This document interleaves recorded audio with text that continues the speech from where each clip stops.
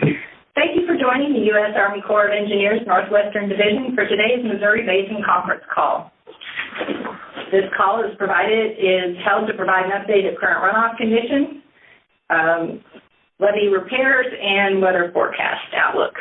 The next call is scheduled for November 7th at 3 p.m. This call is a courtesy to congressional representatives, tribal, state, and local government officials, including levee sponsors and emergency managers, as well as the media. I am Eileen Williamson, and I will be your moderator.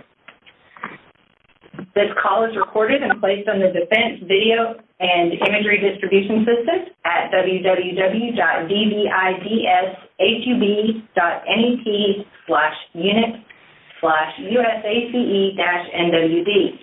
Your participation acknowledges your consent to be recorded. All lines have been placed on mute. To unmute your line to ask a question, press *6. The forced mute function does not work on all phones, so if I ask, please use your own mute function and do not place the call on hold. We will have a question and answer session at the end of the call. The agenda is as follows. The National Weather Service will provide an update of river stages, river forecasts, and weather forecasts. The Missouri River Water Management Division will provide an update of inflows, reservoir storage, and release plans. The Kansas City District Water Management will provide an update of lower basin reservoirs and planned releases.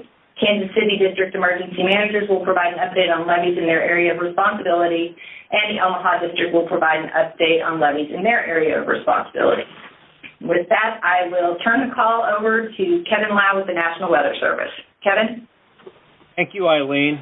On behalf of the National Weather Service, I'd like to thank the Corps of Engineers again for inviting us to participate in these series of calls. Good afternoon. My name is Kevin Lau, and I'm with the National Weather Service Missouri Basin River Forecast Center. The past month since our last call has remained hydrologically active. We have had precipitation across the entire Missouri River Basin, with significant rainfall occurring over eastern Montana, all of North Dakota, eastern South Dakota, and across Iowa and into northern Missouri. Some locations receiving in excess of 400% of normal for this period of time. Many locations have received in excess of 6 inches of rainfall, and a few pockets have had excess of 10 inches since our last call. And we've also developed an early season snowpack over much of the upper basin, including Montana, Wyoming, and the western Dakotas. Estimates of plain snow water equivalent, that is, the water contained in that snowpack, vary from a trace upwards to an inch. However, we are now watching an evolving winter storm extending from southeastern Montana into the Dakotas. This winter storm will significantly impact the eastern half of the Dakotas. It's already started and will go through Saturday. The snow water equivalent associated with this evolving system in the Dakotas could bring as much as 3 inches of snow water equivalent. Currently within the Missouri Basin, we have ongoing flooding. In the state of South Dakota, we have minor flooding along the James River and minor flooding occurring along the Big Sioux. In the state of Iowa, we have minor flooding along the Big Sioux. In the state of Kansas, we have minor flooding along the Big Blue River just upstream of Tuttle Creek Reservoir. And along the Missouri River itself, we have minor flooding in the Blair, Nebraska reach, and we have minor to moderate level flooding in the 500-mile stretch from Nebraska City to the mouth, with the exception of Kansas City proper. Looking over the next 7 days, as I mentioned earlier, a winter storm is now affecting the northern plains today through Saturday. As temperatures moderate toward the latter half of October, the snow melt from this week's winter storm will result in renewed flooding in the North Dakota portion of the James Basin and will add to the ongoing flooding that's already occurring in the lower James River in South Dakota. In addition to this winter storm affecting the northern plains, moderately heavy rain is now falling across the state of Missouri. This rain, with the rain that fell across Missouri during the past 24 hours, ending at 7 o'clock this morning, will likely cause minor flooding along many of the tributaries to the Missouri River over the next couple of days.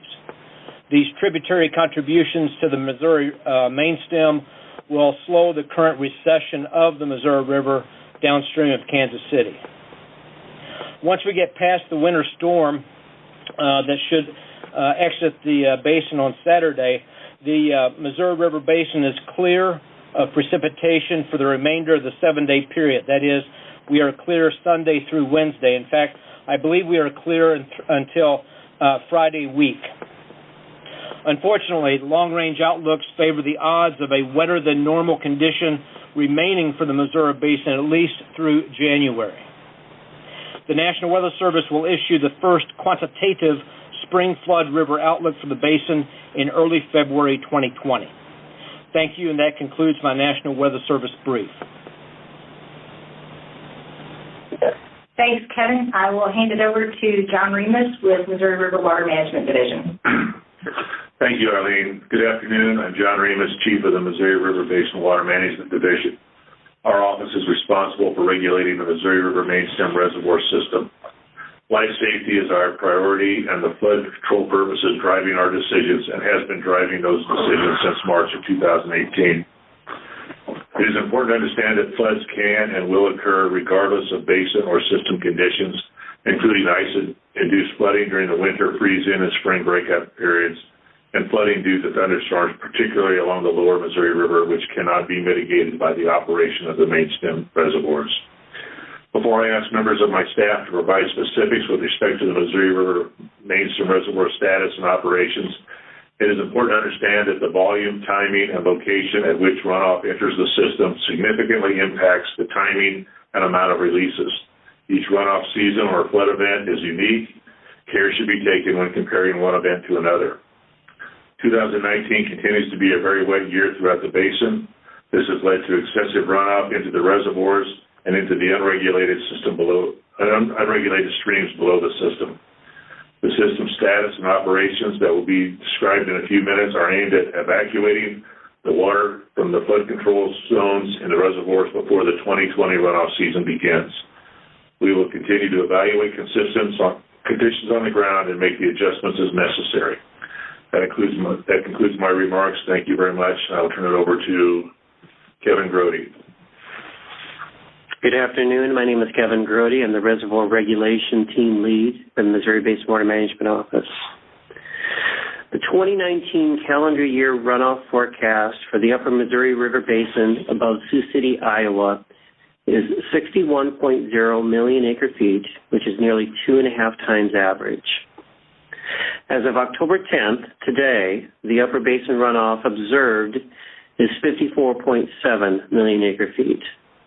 So that means that the 2019 runoff has already exceeded the 1997 total runoff volume, which was 49 million acre-feet, and until this year was the second highest runoff in 121 years of record keeping.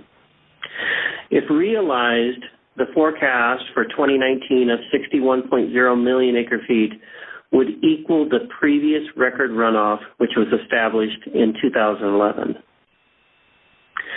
So let's talk about what's happened. September runoff was much above average in all reaches. In particular, continued heavy and widespread rains in South Dakota resulted in record September runoff in the lower main stem reaches. So the runoff from Gavin's Point to Sioux City was more than 16 times the long-term average and more than twice the previous record. The Gavin's Point runoff was more than 4 times average and almost twice the previous record. The runoff into Fort Randall was 12 times average and set a new record, and the runoff into Oahe was more than 4 times average. So looking forward over the next 3 months, our October runoff forecast, or the forecast that we made on October 1, shows that we are expecting above average runoff for the remaining 3 months of 2019. Now, for the month of October, we forecasted the runoff during this month would be 3 times the long-term average. And if that is realized, it would set a record for October runoff. Now, we're expecting 3 times average, largely in part to the tributaries that are continuing to flow much above average due to the September rains, along with the soil moisture conditions being extremely wet and this all limits infiltration from any rain events. Through the first 10 days of October, the runoff has been what we expected, about 3 times average. For November and December, our forecast indicates that we are expecting inflows to be about twice average. So now I'll turn to Mike, and he can talk about the reservoir studies. Okay, thanks, Kevin. The long-range monthly studies were updated and posted last week and are based on the monthly runoff forecast that Kevin just discussed. The basic study has Gavins Point releases being held at 80,000 CFS through November, and then stepping down to the winter release rate of 22,000 CFS by about mid-December. System storage is currently 63.2 million acre-feet, a decrease of about 0.9 million acre-feet since the end of September. 7.1 million acre-feet of the 16.3 million acre-feet of total flood storage is occupied. Yesterday, we posted an updated short-range or 3-week forecast to our website. This forecast is generally tracking with the monthly study and shows Gavins Point releases will be held at 80,000 CFS through October to manage reservoir levels and continue evacuating water from the reservoirs.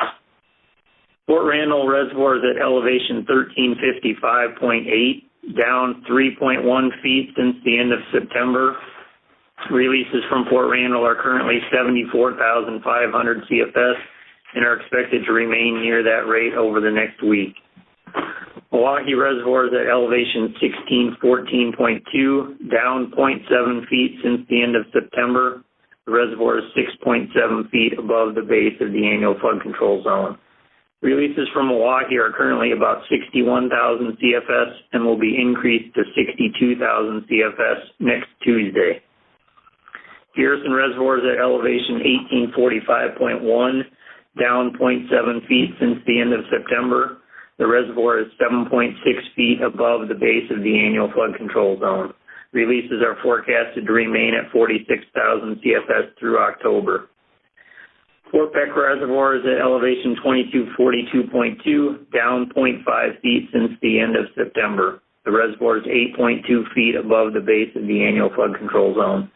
Releases from Fort Peck are expected to remain at 15,000 CFS through October. We will continue to monitor conditions in the basin and make any necessary release adjustments as we continue through the fall. That concludes my update. Thanks, Mike. John? Yes, John Remus again. I just want to reiterate a couple of things that Kevin and Mike have said. We do have a lot of water coming that has already come into the system. We're expecting quite a bit more.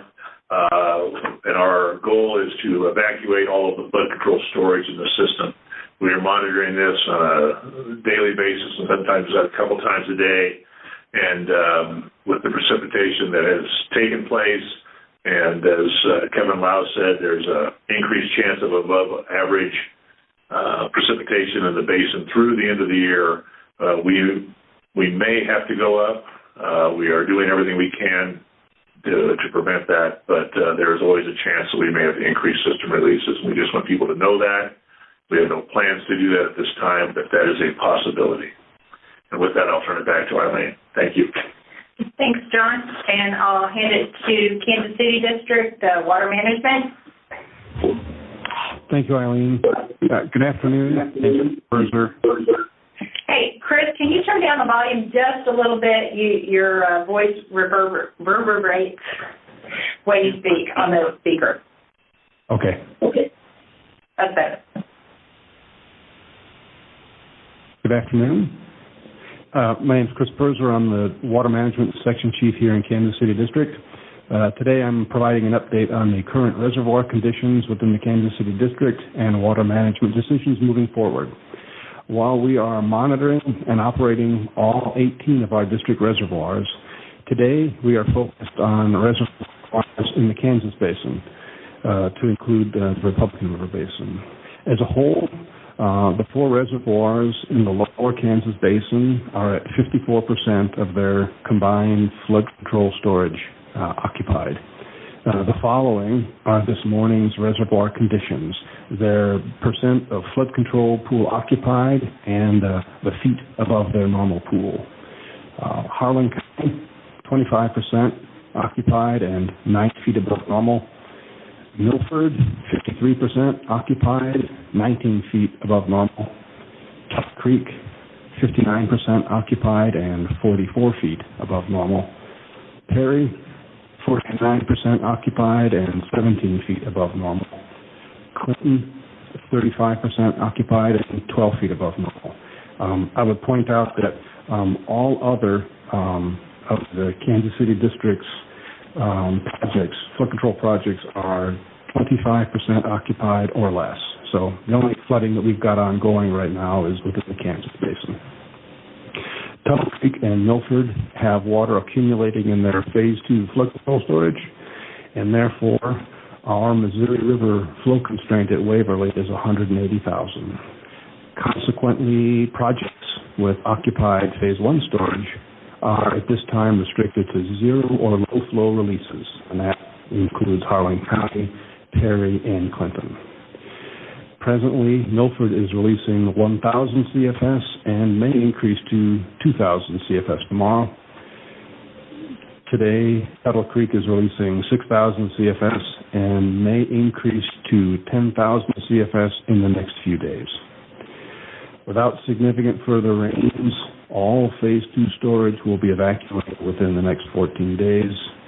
The release schedules from Tuttle Creek and Milford will be adjusted within this window to permit the follow-on release of Phase 1 storage.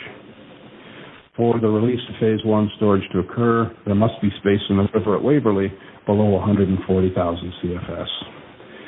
Presently, we anticipate that all flood storage in the Kansas Basin reservoirs will be emptied by late December, plus or minus 2 weeks, depending on basin conditions. Thank you. This concludes my update. Thanks, Chris, and to you, Judd.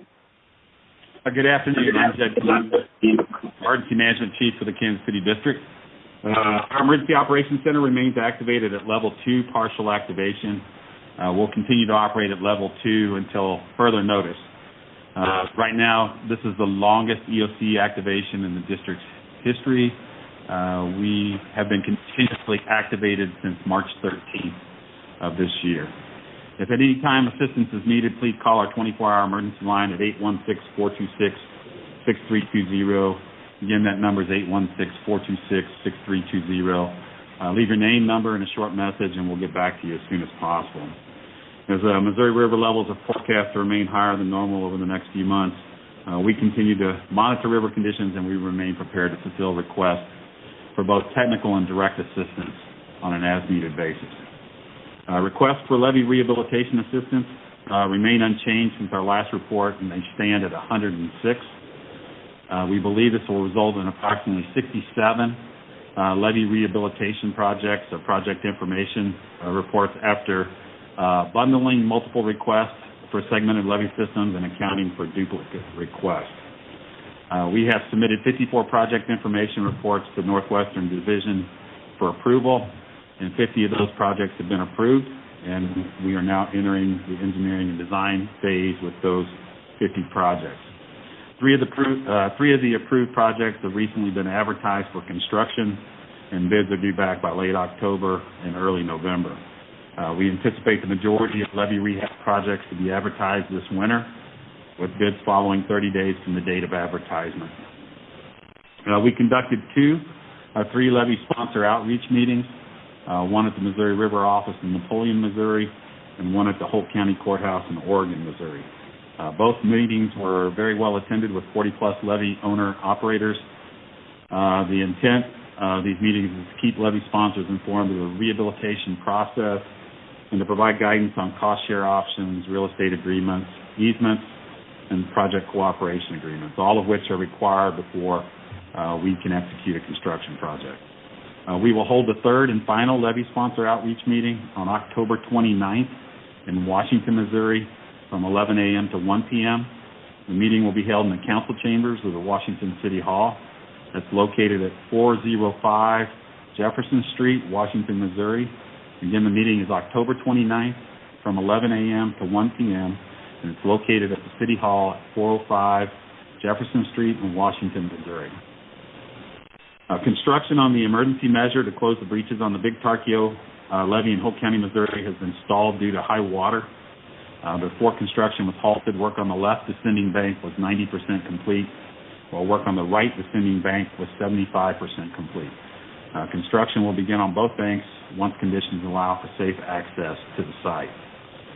Rock placement at the Mill Creek emergency closure continues to be stalled due to inaccessibility related to flooding. We have a plan in place to improve our access to the site by raising Highway 111, and we're currently working through a contract modification to accomplish the task. We're also working through a couple permit issues, one with BNSF Railroad and one with MoDOT. As a final note, please be aware, as higher than normal river levels persist throughout the region, floodwater always poses a threat to life safety. So please be safe and always pay attention to watches and warnings issued by the National Weather Service. Thank you, and this concludes the district's remarks.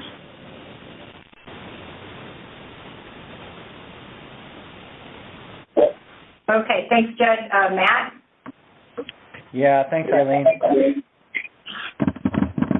Good afternoon. This is Matt Kraske, the Readiness Branch Chief with the Army Corps of Engineers Omaha District. The Omaha District EOC remains activated at Level 3 watch status, and we remain fully focused on the rehabilitation efforts within our area of operations. To date, we've completed 13 initial breach closures within the Omaha District. 10 of the breach closures are on the main stem Missouri River, and 3 of the closures are on the Platte River. We have 26 breach closures remaining on the left bank of the Missouri River. Status update for our construction projects. The Missouri River Levee Unit R-616-613 construction contract, which was awarded on August 7th, has a contract completion date of the 5th of November. The work on R-616-613 is scheduled to be complete on the 14th of October. The remaining work on Levee Unit R-613 remains on schedule. We continue close coordination with the levee sponsor, which is the Papio, Missouri Natural Resources District. Levee Unit L-611-614, a follow-on contract was awarded on the 7th of September. Clay import and placement began on the 27th of September and continues today. This contract, which has a 120-day period of performance, consists of placing clay material on the previously placed sand side slopes and repairing the levee damage north and south of Highway 34. Levee Unit L-601 emergency breach closure is substantially complete, and the contractor will be demobilizing this week. For Levee Unit L-575, the interim repairs, the areas are receiving additional sand berm width and riverside face protection. These efforts are necessary for the final repairs and will be capped with a clay facing material that is currently being mined and stockpiled on site. For Levee Unit L-594, a contract was awarded on the 16th of September to close the breaches east and west of the BNSF Railroad. A temporary closure was placed in the Wabanzi Creek to help aid the construction of the breach closures by stopping backwater effects from the Missouri River. This closure will be removed upon completion of the breach closures. For Levee L-550 A and B breach repairs, these initial repairs are nearing completion, and we are preparing to move forward with the interim repair contracts. Finally, for the Hamburg Ditch 6th levee, we continue coordination with the City of Hamburg. It was determined in a meeting with the city to postpone construction until the spring of 2020. This determination was made for numbers of reasons, including the fact that there is still water on both sides of the levee, making construction nearly impossible, and the city's desire to not change the current level of protection until after spring. On the tributary projects, we have completed the project in Pierce, Nebraska, and have awarded 6 additional projects. These projects, which have been awarded, are located in Scribner, Nebraska, Western Sarpy County, Nebraska, Broken Bow, Nebraska, Columbus, Nebraska, Ida Grove, Iowa, and the Cedar Creek Levee in Nebraska. For regular updates on our repair efforts to the flood control structures in the Missouri River Basin, please visit the Omaha District System Restoration webpage at https:// www.nwo.usace.army.mil. Click the red Levy Status Updates icon on the left side of the page, where you will find the means to track the status updates and view photos and videos. Life safety continues to be our number one focus while undertaking the repair and rehabilitation of the levee systems. We continue to work with federal, state, and local emergency management agencies to keep the public informed. This concludes my comments. Thanks, Eileen. Thank you, Matt. We have 65 people on our call today. I want to thank you all for joining us. I also want to remind you that October 22nd through 25 will be our fall public meetings. We have the specific locations, dates, and times on our website at www.nwsace.army.mil/MRWM and click on public meetings. We also have each meeting set up as an event on our Facebook site, NWD-USACE. The dates are as follows. October 22nd will be at Fort Peck, Montana and Bismarck, North Dakota. October 23rd will be in Fort Pierce, South Dakota, and Sioux City, Iowa. October 24th will be in Smithville, Missouri, and Nebraska City, Nebraska. And October 25th will be in Jefferson City, Missouri. I'll now move into the question and answer session. We'll field questions from congressional delegation members, tribes, state and local government officials, and after we've completed questions with stakeholders, we'll move to members of the press. You remember to press *6 to unmute your phone to ask your question. Please state your name and the organization you represent before asking your question. Again, congressional, tribal, state, local government officials, emergency managers, and levy sponsors, and then we'll move to media. Starting with the state of Iowa, any questions?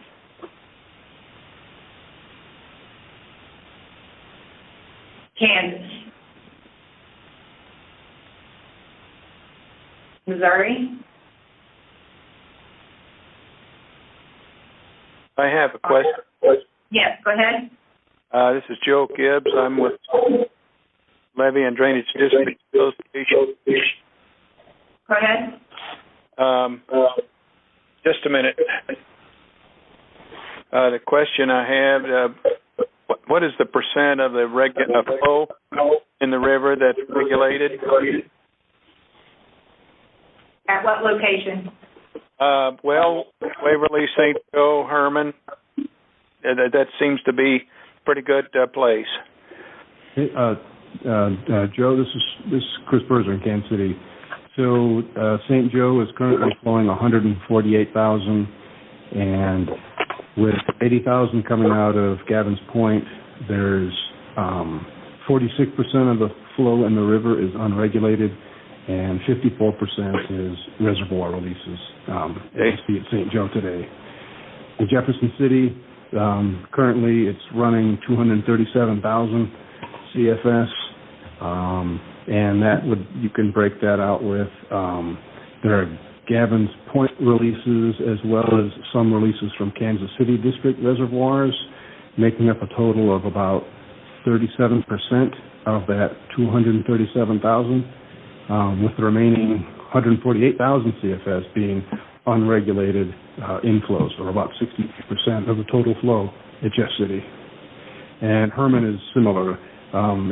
It's running 254,000 right now, and the sum total of reservoir releases there today, it makes up about 36% of the total flow, with the balance of 159,000 CFS being unregulated flows, or about 63%. Thank you. Does that answer your question? Yep, you bet. You bet. Thanks, Joe. Any other questions from the state of Missouri? When is the next phone call? It'll be November 7th. Thank you. Yes. Again, congressional, tribal, state, and local government officials, emergency managers, levy sponsors, state of Montana, *6 to unmute your phone. Nebraska, North Dakota, South Dakota, Wyoming. All right, we'll move to members of the media. Again, state of Iowa. Kansas. Star 6 to unmute your phone, state your name and organization. Missouri. Hi, this is Dennis Sharkey from Mountain City News. My name's Joel Euler, and I'm Joel, hold on a second. Dennis Sharkey has a question. Yes, we'll ma'am. give you that. Thank you. Okay, I got a question for Judd. When you guys were here a couple weeks ago, it sounded like you'd moved off of the raising the highway option and gone to the temporary crossing, and now it sounds like you're back to the raising the highway option. How did you guys kind of get to that point? It's all based off of cost estimates, I believe. So it turns out that the road was a little cheaper and probably a little easier to perform. So right now they have a proposal out to the contractor, and they're trying to work through that. But yeah, it's primarily based on cost. Do they have any kind of timetable when they think they might be able to get back into the big Tarkio project or start that project on Mill Creek?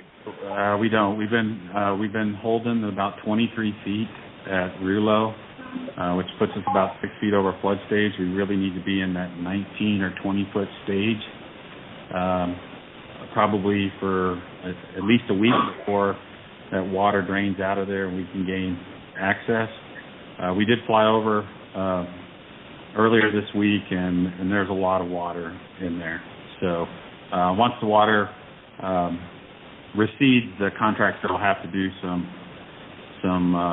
preliminary work to be able to haul again, because it did impact their haul roads and work platform and that kind of thing. So once they get in there, they'll have to do a little cleanup before they can actually start moving rock again. Okay, thanks. And then I had one question for John Remus. Mentioned the possibility of outflows increasing from Gavin's Point. So that's not definitely going to happen, but what are the chances of that happening? I really couldn't tell you what the chances of that are. I just wanted to make people aware that we are going to have high flows through the end of the year. And if we get significantly more runoff than we have projected, we would probably have to increase flows. But right now, as Kevin Brody said, we're tracking on our forecast. So. Okay, thanks. That's all the question I had. Thank you, Dennis. Joel, go ahead. Yeah, I'm sorry. I'm with the Elwood Gladden Drainage District and South St. Joe, Missouri Drainage District, and I have a couple of questions. First, I want to make a statement. As everybody should know, we haven't been able to open our gates on either side for a long time. So with our localized rainfall, we're full again. So if any point you can see your way to slow the discharge down so we can have 2 or 3 days to drain again, we would appreciate it. The second question I have is for someone with Mr. Remus's group. Do you anticipate that you will have all of the water out of the flood control system by December?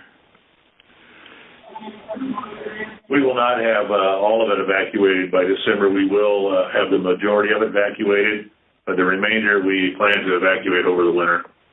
And how long do you think it'll take to have it completely evacuated? Right now we're looking at either the end of January or the first part of February. And you'll be able to do that by reducing the flows, or you'll continue to maintain the flow at something over 20,000? Our models show that once we reduce for the winter, we can do that by maintaining a 22,000 CFS release from Gavin's Point. And do you anticipate draining? So we've had this circumstance here for at least 2 years in a row. Do you anticipate reducing the amount of water that's in the main pool? No. Would it be beneficial if you would reduce the amount of water that's in the main pool? The ability to do that right now over this year is just not there. Is there some sort of danger that you incur if you have a high flow of water past December? Yes. It depends on what you mean by high flow and where. Well, 20,000 is not very much compared to what we've had the balance of this summer. So what if you left it at 40,000? The issue there is being able to get it out of where it's stored, which is in North Dakota, South Dakota, and Montana. And the ice limits how much water we can get out of those reservoirs in the wintertime. Okay. And then one more question. Then somebody, when they were talking about the flooding areas, they indicated that there's no flooding in the KC, Kansas City area. And so I was just curious if there's flooding above and below that, why is there no flooding in the Kansas City area? Kevin Lau, can you answer that one, please? Yes, it's because of the levee system in the immediate Kansas City metro area. It can handle more flow through the Kansas City reach. Why? because of the levee condition. Yeah, one, we can convey more water through the Kansas City reach, and then the federal levee system here is very robust. So, and then once we get below Kansas City, even though the floodplain widens out and the channel widens out, we have significant flooding occurring east of Kansas City, pretty much all the way down the system at this point, and that's due to pretty much all the levees being breached. Is that Knieven? Yeah, yes it is, Bill. Yeah, I'll call you offline because I don't get it. Okay, that's all the questions I have, and thanks for answering them. Thank you, Joel. Any other media from the state of Missouri? Yes, hello. Sorry? Can you hear me? Yes. Your name and organization? I'm Sue Bell. I'm from Columbia, Missouri. I'm sorry, I missed your name. I got Columbia, Missouri, but I didn't get your name. Keely Bell. All right, thank you. Go ahead. When will the Missouri River return to its original or regular flow?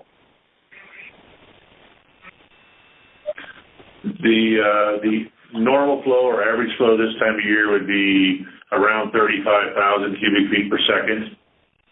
And right now it's 80,000 cubic feet per second. All right. Do you know when it will be back to 35? What's that? Do you know when it will be back to 35,000? We're going to be running 80,000 through the month of November and into December. When the first part of December, we'll start reducing flows incrementally down to our winter releases of 22,000. All right, that was the only question I had. Thank you. Thank you. Again, any additional questions, state of Missouri? Okay, state of Montana. Again, *6 to unmute your phone. Nebraska.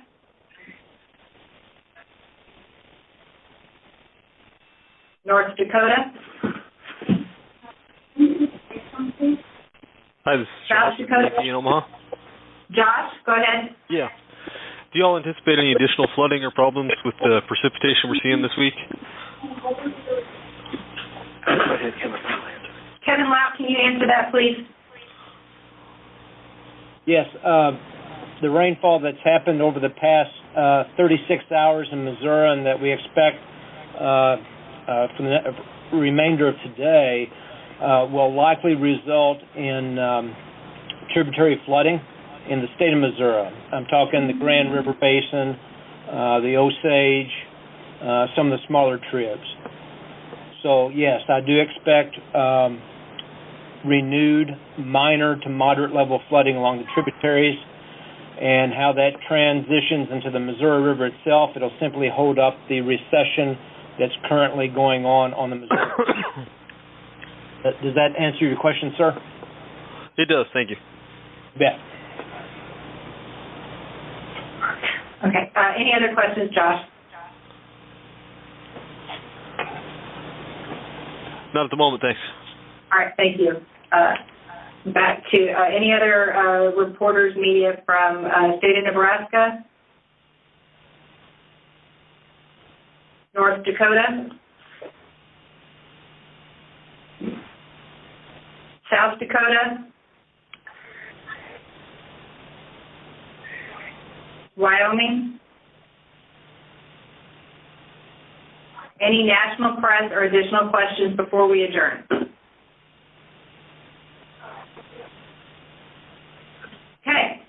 As a reminder, the next call is scheduled